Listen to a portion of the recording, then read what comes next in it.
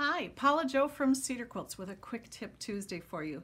I have lots of classes on my website, cedarquilts.com, and lots of free tutorials on YouTube.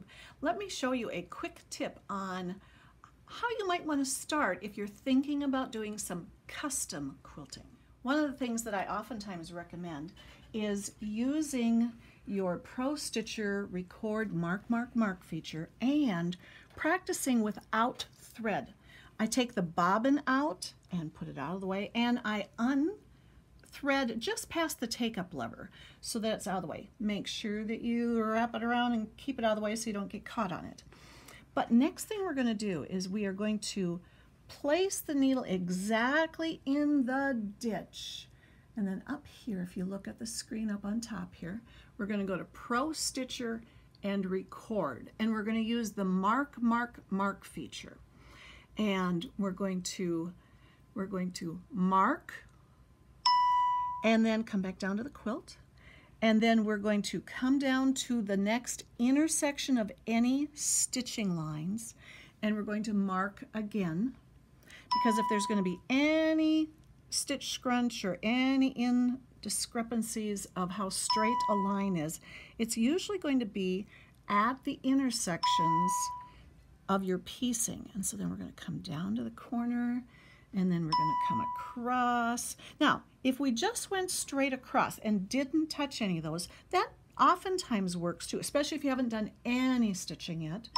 But it is nice to see how it works both ways. So I'm going to do two edges with just the corner markings, and I'm going to do two edges where I am marking every intersection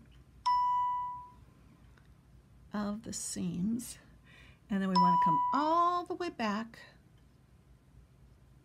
to the corner again.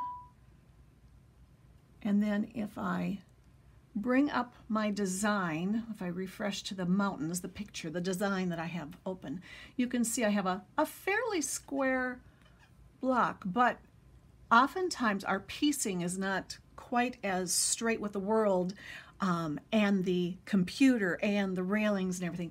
The square is very square, but we want to mark precisely what the reality of the quilt is. And now we're going to practice. We're going to let ProStitcher actually stitch this out. We're just going to go to ProStitcher and run.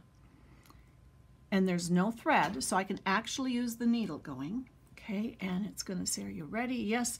Now watch down here. When it's stitching, we can manipulate the fabric a little bit by just touching the fabric. It will move the fabric a little bit. So what I oftentimes recommend is that you slow things down quite a bit if you have OptiStitch or whichever variety you have of your speed. We're going to slow things way down so that we can see it and control it a little bit better. I'm going to move the acceleration down as well, and we're going to do it again. We're going to still have this same design.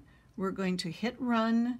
We're going to let it take our starting spot and then run again. Now, as it's coming along, if you can get in as close as you can to see the needle, as it's stitching, sometimes it doesn't stay in the ditch quite as well as we really want it to.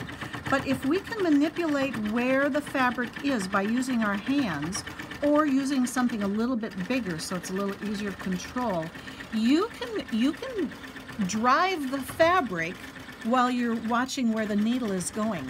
And this oftentimes is very, very helpful for if you are trying to let the ProStitcher do your stitching of your specific things. So yes, you can practice first with single blocks and small areas, and when you start getting a little bit better at it and able to manipulate that fabric sandwich a little bit better as it's stitching, you can start marking out bigger and bigger areas to make it work.